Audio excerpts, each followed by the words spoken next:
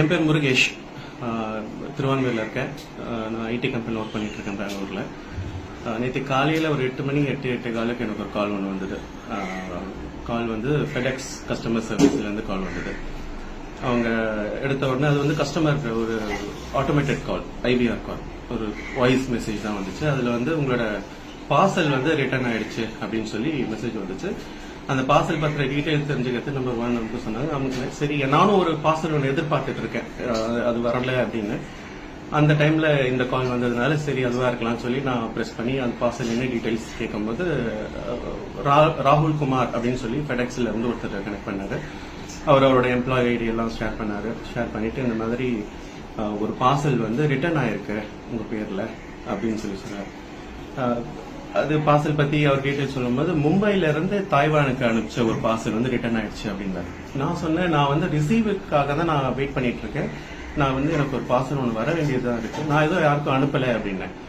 அவங்க சொல்லும் போது இல்ல, நீங்க மும்பைல இருந்து தாய்வானுக்கு அனுப்பிச்சிருக்கீங்க, அந்த பார்சல் தான் ரிட்டர்ன் ஆயிருக்கு அப்படின்னாங்க. இல்ல, நான் ரெஃப்யூஸ் பண்ணிட்டு இருக்கேன். அப்புறம் அவர் சொல்றாரு, இல்ல சார், உங்களோட ஆதார் கார்டு, உங்களோட போன் நம்பர்லாம் யூஸ் பண்ணி ஒரு பார்சல் வந்து தாய்வானுக்கு போயிருக்கு, இப்போ தாய்வானுக்கு அனுப்பியிருக்காங்கன்னு சொல்லி அவர் சென்டர் அட்ரஸ், அதாவது என்னோட அட்ரஸ் மும்பை அட்ரஸ் சொல்லி ஒரு அட்ரஸ் ஒன்று சொல்றாங்க. அப்புறம் ரிசீவர்னு சொல்லி தாய்வான்ல இருக்கிற ஒருத்தர், அவர் பேர் வந்து ஜாங் லின் அப்படின்னு சொல்லி அவரோட பேர், அவருக்கு தான் நீங்க அனுப்பிச்சிருக்கீங்க, அவரோட போன் நம்பரு, அப்புறம் அவரோட அட்ரஸ், எல்லா டீடைல்ஸும் சொல்றாங்க. அப்புறம் அந்த பார்சல்ல என்ன இருக்குங்கிறதையும் அவர் சொல்றாரு. அவர் வந்து அந்த பார்சல்ல வந்து 5 பாஸ்போர்ட்ஸ் இருக்கு, 3 கிரெடிட் கார்டு, ஒரு லேப்டாப், அப்புறம் 140 கிராம்ஸ் ஆஃப் MDMA, அதாவது இந்த நார்கோட்டிக்ஸ் ட்ரக்ஸ் நீங்க அனுப்பிச்ச பார்சல்ல இதெல்லாம் இருக்கு.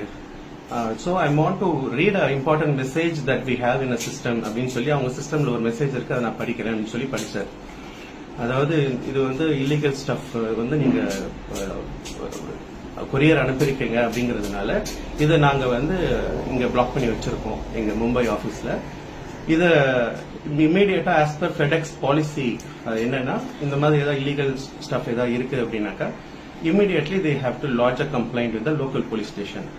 அதனால மும்பைல இருக்கிற அந்தேரி போலீஸ் ஸ்டேஷன்ல நீங்க உடனே நீங்க கம்ப்ளைண்ட் லாட்ஜ் பண்ணுங்க, நீங்க மும்பை இவ்வளவு சீக்கிரம் வர முடியும் அப்படின்னாங்க. இல்ல சார், நான் சென்னையில இருக்க, மும்பைலாம் வந்து கம்ப்ளைண்ட் லாட்ஜ் பண்ண முடியாது அப்படின்னு. அப்போ நீங்க ஆன்லைன் ஆப்ஷன் இருக்கு, நீங்க ஆன்லைன்ல நீங்க கம்ப்ளைண்ட் ரெஜிஸ்டர் பண்ணலாம், நான் ஹெல்ப் பண்றேன்னு சொல்லி அவரே வந்து அந்தேரி போலீஸ் ஸ்டேஷனுக்கு டிரான்ஸ்பர் பண்றேன்னு சொல்லி டிரான்ஸ்பர் பண்ணார். அந்தேரியில போலீஸ் ஸ்டேஷன்ல இருந்து ஒருத்தர் ஒரு 2 மினிட்ஸ்ல கனெக்ட் ஆச்சு லைனு. ரன்வீர் யாதவ் அப்படின்னு சொல்லி அந்தேரி போலீஸ் ஸ்டேஷன்ல இருந்து பேசினார்.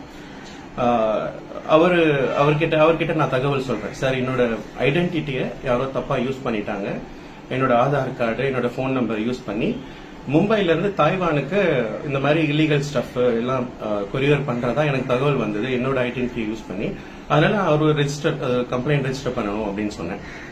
அவரு நீங்க மும்பை, அவரும் இதுதான் சொன்னார், மும்பை வாங்க அப்படின்னாரு. இல்ல வர முடியாது அப்படிங்கிறாரு. சரி, ஆன்லைன்ல நான் ரெஜிஸ்டர் பண்றேன், ஆனா போன்ல பண்ண முடியாது. இது வரைக்கும் கான்வர்சேஷன்ஸ் எல்லாமே வந்து நார்மல் போன் கால்ல நடந்துட்டு இருந்தது.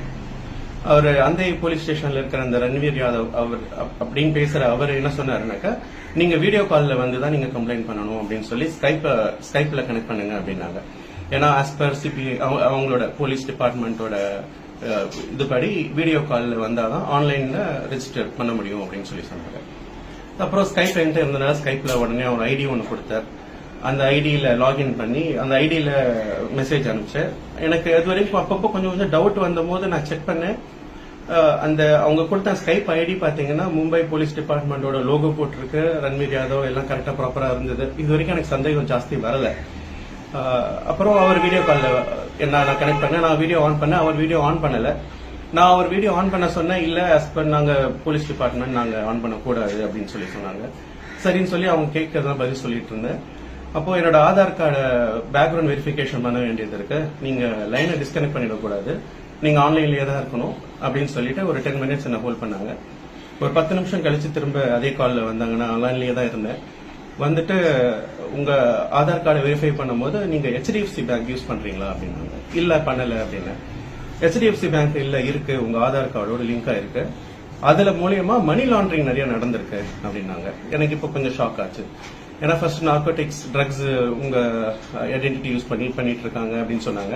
இப்போ மணி லாண்டரிங்கும் சொன்னதுனால இன்னும் கொஞ்சம் பேனிக் ஆச்சு. அப்புறம் இது மணி லாண்டரிங் அப்படிங்கறதுனால நாங்க லோக்கல் போலீஸ் ஸ்டேஷன்ல இருந்து விசாரிக்க முடியாது, it has to move to CBI அப்படின்னாங்க. சிபிஐல இருந்து தான் விசாரிப்பாங்க. நீங்க நான் என்னோட ஆபீசர்ஸ் இருக்காங்க, சீனியர் ஆபீசர்ஸ் எல்லாம் இருக்காங்க, ஒரு 10 மினிட்ஸ் லைன்ல இருங்க, நான் சிபிஐ ஆபீசர்ஸோட கனெக்ட் பண்றேன் அப்படின்னாங்க. அப்புறம் சிபிஐ ஆபீசர்ஸ் ஒரு 10 நிமிஷம் கழிச்சு ஆதித்யா காஷ்யப் அப்படின்ற ஒரு சிபிஐ ஆபீசர் அவர் வந்தார். அவர் லைன்ல வந்துட்டு ஃபர்ஸ்ட் எடுத்தவொடனே கொஞ்சம் கூல் டவுன் பண்ணாங்க. நீங்க டென்ஷன் ஆக வேணாம், பேனிக் ஆகாதீங்க, இது வந்து உங்களோட ஐடென்டிட்டி யாரும் மிஸ்யூஸ் பண்ணிட்டாங்க, உங்க அக்கௌண்ட்டை யூஸ் பண்ணி, அதாவது உங்க ஆதார் கார்டை யூஸ் பண்ணி HDFC மூலியமா மணி லாண்டரிங் நடந்திருக்கு, நார்கோட்டிக்ஸ் ட்ரக்ஸ் வந்து டீல் பண்ணிருக்காங்க, நான் ஹெல்ப் பண்றேன் உங்களுக்கு, நீங்க எதுவும் பேனிக் ஆக வேணாம், நீங்க வந்து இன்னசென்ட் அப்படின்னா நீங்க என்னென்னலாம் உண்மை நான் கொஸ்டின் கேட்கறோமோ அதெல்லாம் பதில் சொல்லுங்க அப்படின்னாங்க. பேனிக் ஆக வேணாம் அப்படின்னாங்க. சரின்னு சொல்லிட்டு அவர் கேட்கறதெல்லாம் பதில் சொல்லிட்டு இருந்தேன். என்னென்ன பேங்க் எல்லாம் யூஸ் பண்ணிட்டு இருக்கீங்க, எந்தெந்த பேங்க்ல அக்கௌண்ட் இருக்கு, இதெல்லாம் கேட்டுட்டு இருந்தாரு. ஒவ்வொரு பேங்கா நான் சொல்லிட்டு இருக்கேன். ஒவ்வொரு அக்கௌண்ட்ல என்னென்ன எவ்வளவு பணம் வச்சிருக்கீங்கன்னு கேட்டாங்க. நான் அதுல கொஞ்சம் ஒரு சில விஷயம் கரெக்டா சொன்னேன், ஒரு சில இன்ஃபர்மேஷன் தப்பா சொன்னேன். ஏன்னா எனக்கு ஃபுல் டீடைல்ஸ் சொல்லணும்னு எனக்கு தோணல.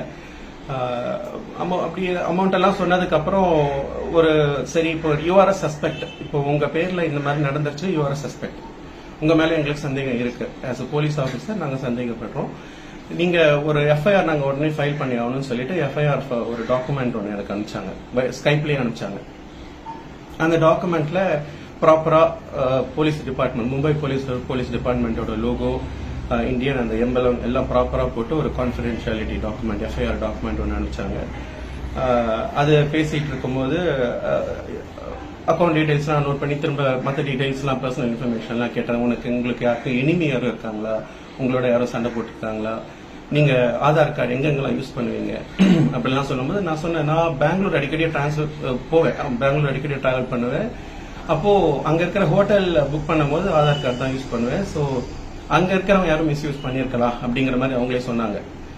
சரி, இதெல்லாம் பேசிட்டு கொஞ்ச நேரம் கழிச்சு இன்னொரு 10 மினிட்ஸ் ஹோல்ட் பண்ண சொன்னாங்க. நீங்க எங்கேயும் மூவ் பண்ணக்கூடாது, உங்க ரூம்ல யாரும் வரக்கூடாது, நீங்க ரூம் விட்டு வெளியே போகக்கூடாது, நிறைய ரூல்ஸ் போட்டாங்க. இது வந்து நீங்க கிட்டத்தட்ட ஒரு கஸ்டடியில இருக்கிற மாதிரி அப்படின்னு சொல்லி ஒரு 1 hour கிட்ட அப்படியே லைன்ல இருக்க வச்சாங்க. அப்புறம் கொஞ்ச நேரத்துக்கு அப்புறம் திரும்ப லைன்ல வந்தாங்க, இன்னொரு டாக்குமெண்ட் ஒன்று அனுப்பிச்சாங்க. அந்த டாக்குமெண்ட்ல என்ன போட்டிருந்ததுன்னா, உங்களோட பைனான்சியல் எல்லாமே வந்து இப்போ சிபிஐயோட கண்ட்ரோல்ல வந்துருச்சு, உங்க பைனான்ஸ் எல்லாமே, உங்க பேங்க் அக்கௌண்ட்ல இருக்கிற எல்லா பணமும் எங்க கண்ட்ரோல்ல வந்துருச்சு, அதனால நீங்க எந்த அக்கௌண்ட்டும் இப்போதைக்கு நீங்க யூஸ் பண்ண முடியாது, யூஸ் பண்ணக்கூடாது, நீங்க உங்க அக்கௌண்ட்ல இருக்கிற எல்லா பணத்தையும் நாங்க வந்து சிபிஐ வந்து ஒரு சர்வேலன்ஸ் அக்கௌண்ட் ஒன்று நாங்க கிரியேட் பண்றோம், அந்த அக்கௌண்ட்டுக்கு நீங்க டிரான்ஸ்பர் பண்ணணும். அப்புறம் உங்க டிரான்சாக்சன்ஸ் எல்லாத்தையும் நாங்க வெரிஃபை பண்ணிட்டு அது இல்லீகலா இருந்ததுனாக்கா you will be arrested in 3 hours. அப்புறம் 90 days கஸ்டடியில இருப்பீங்க அப்படிலாம் சொல்லிட்டு இருந்தாங்க. இல்ல லீகலா இருக்கு, கரெக்டா இருக்கு அப்படின்னாக்கா 24 hours உங்க அமௌண்ட் நாங்க ரீஃபண்ட் பண்ணிடுவோம் அப்படின்னாங்க. இந்த சமயத்துல எனக்கு கொஞ்சம் டவுட் வந்தது. ஏன்னா சிபிஐ ஆபீசர்ங்கிறவங்க அவங்களுக்கு already they have a super power, they can easily bank டைரக்டா ரீச் அவுட் பண்ணி என்னோட அக்கௌண்ட்டை பிளாக் பண்ணலாம், டிரான்சாக்சன்ஸ் எல்லாத்தையும் அவங்க எடுத்து பார்க்க முடியும். ஆனா அதை பண்ணல. ஆனா அவங்க என்கிட்ட டிரான்ஸ்பர் பண்ணுங்கன்னு சொல்லும் போது எனக்கு கொஞ்சம் டவுட் வந்தது. என்னால பண்ண முடியாதுன்னு சொல்றேன். அவங்க அப்புறம் த்ரெட் பண்ண ஆரம்பிக்கிறாங்க, மிரட்ட ஆரம்பிக்கிறாங்க. நீ இப்போ பண்ணலன்னா இன்னும் 3 hours போலீஸ் ஸ்டேஷன் வந்து டிபார்ட்மெண்ட்ல இருந்து இப்போ வருவாங்க, அரெஸ்ட் பண்ணுவாங்க, உன் ஃபேமிலியை பார்க்க முடியாது, நீ லாயர் கிட்ட போனாலும் எதுவும் பண்ண முடியாது, அப்படி இப்படிலாம் சொல்லிட்டு இருக்காங்க. எனக்கு டவுட் ரொம்ப அதிகமாயிடுச்சு.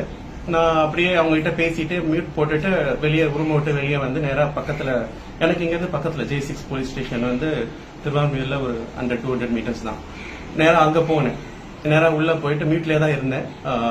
ஏன்னா நான் பேசுறது போறதெல்லாம் அவங்களுக்கு தெரியக்கூடாது அப்படிங்கறதுனால நான் நேரா உள்ள போய் அங்க இருக்கிற sub inspector crime branch department அவர்கிட்ட பேசினேன். சொன்னேன், இந்த மாதிரி சார் காலையில 8:30 மணிக்கு கால் வந்தது, 11 மணி வரைக்கும் ஒருத்தன் இந்த மாதிரி என்ன கேட்டுட்டு இருக்காங்க, எனக்கு என்ன டவுட்டா இருக்கு, நீங்க பேசுங்க அப்படின்னு. அப்புறம் சப் இன்ஸ்பெக்டர் அவர் போனை வாங்கி அவரே பேசினார் டேரக்டா. அவரு அவங்க கிட்ட பேசும்போது நீ வீடியோ ஆன் பண்ணு, நான் உங்க பாக்கணும்னு சொல்லி சப் இன்ஸ்பெக்டர் வந்து அந்த சிபிஐன்னு பேசின அந்த ஆள் கிட்ட சொல்றாங்க. ஆனா அவன் வீடியோ ஆன் பண்ணல, ஆன் பண்ண முடியாது, நாங்க CBI officer we cannot on சொல்லி இவங்க கிட்டே சொல்றாங்க. ரொம்ப சந்தேகம் ரொம்ப அதிகமானதுனால சார் சொல்லிட்டாரு, இல்ல இவங்க வந்து சீட்டர்ஸ், ஃப்ராட் மாதிரி தெரியுது அப்படின்னு சொல்லி சார் கொஞ்சம் ஸ்ட்ரிக்டா பேச ஆரம்பிச்சாங்க. அவங்க கிட்ட கொஞ்சம் சத்தமா பேசினாங்க. அவனுக்கும் தெரிஞ்சிடுச்சு இதுக்கப்புறம் எதுவும் பேச முடியாதுன்னு தெரிஞ்சதுனால அவனும் ஹிந்தியில பேச ஆரம்பிச்சிட்டாங்க. தெரிஞ்சு போச்சு இவங்க வந்து ஃப்ராடு அப்படிங்கிறது. ஸோ அப்படியே கால் கட் ஆயிடுச்சு. கால் கட் பண்ணதுக்கு அப்புறம் தான் அவங்க சொல்றாங்க, நேத்துக்கு இதே கேஸ் நான் சொன்ன அதே கம்ப்ளைண்ட்டை சொல்லி ஒருத்தர் வந்தார் ஸ்டேஷனுக்கு, கிட்டத்தட்ட 80,000 ரூபாய் டிரான்ஸ்ஃபர் பண்ணியிருக்காரு அவரு. லக்கிலி நான் பண்ணல. நான் வந்து அவங்க டிரான்ஸ்ஃபர் பண்ணுன்னு சொல்றது முன்னாடி வரைக்கும் நான் நம்பிட்டு இருந்தேன், ஓகே நம்ம ஐடென்டிட்டி யாரோ மிஸ்யூஸ் பண்ணிட்டாங்க, நம்ம எங்கேயோ மாட்டிக்கிட்டோம் அப்படின்ட்டு. ஆனா அதுக்கப்புறம் சர்வே அது டிரான்ஸ்ஃபர் பண்ணுங்கன்னு சொன்னதுக்கு அப்புறம் தான் எனக்கு டவுட் ஆயிடுச்சு. சோ லக்கிலி இந்த இதுல வந்து நான் ஏதோ தப்பிச்சிட்டேன். ஆனா எவ்வளவோ பேர் வந்து இந்த நான் ஐடி பேக்ரவுண்ட் இதெல்லாம் இருக்கிறதுனால எனக்கு தெரியும், ஓரளவுக்கு தப்பிச்சிட்டேன். ஆனா நிறைய பேர் இப்ப வயசானவங்க இவங்களுக்கு எல்லாம் இந்த மாதிரி கால் வரும்போது பயந்து போய், நானும் பயந்தேன், அவங்களும் பயந்து இந்த மாதிரி நிறைய பண்ணிட்டு இருக்காங்க. இது ஒரு அவேர்னஸா இது வந்து கண்டிப்பா மக்கள், தமிழ்நாட்டு மக்கள் எல்லாருக்குமே தெரிஞ்சுக்கணும். இந்த மாதிரி கால் எல்லாம் வந்ததுன்னா பயப்படக்கூடாது. கால் வந்ததுன்னா இமீடியட்டா பக்கத்துல இருக்கிற போலீஸ் ஸ்டேஷனுக்கு நீங்க அப்படியே பேசிக்கிட்டே போயிடுங்க. அங்க போய் அவங்கள பேச விடுங்க, நீங்க வந்து பேசாதீங்க அப்படிங்கறது தான் நான் ஒரு அவேர்னஸா இந்த வீடியோ மூலமா, இந்த அப்டேட் மூலமா சொல்ல விரும்புறது. இது சம்பந்தமா நீங்க புகார் கொடுத்திருக்கீங்களா? ஆமா, இது சம்பந்தமா நான் கிரைம் பிரான்ச்ல இருக்கிற இன்ஸ்பெக்டர் கிட்ட சொல்லியிருந்தேன், சார் ஒரு கம்ப்ளைண்ட் எடுத்துட்டு உங்களை ஏதாவது பிடிக்க ட்ரை பண்ணுங்க அப்படின்னு சொன்னதுக்கு சார் சொன்னாரு, சார் அவங்க எங்கெங்கயோ இருந்து பேசுவாங்க, நைஜீரியால இருந்து பேசுறாங்க, அவங்களால ஈஸியா பிடிக்க முடியாது. பட் ஆனா நீங்க ஒரு அவேர்னஸ் கிரியேட் பண்ணுங்க, நீங்க வீடியோவா போடுங்க, இல்ல ஒரு உங்க சரௌண்டிங்ல இருக்கிற ஃப்ரெண்ட்ஸ் எல்லாருக்கும் சொல்லுங்க. ஒரு அவேர்னஸ் கிரியேட் பண்ணீங்கன்னா இது மூலமா ஒரு 4 பேர் சேஃபா இருப்பாங்க அப்படிங்கிற மாதிரி சொன்னாங்க. தேங்க்யூ. எஸ்.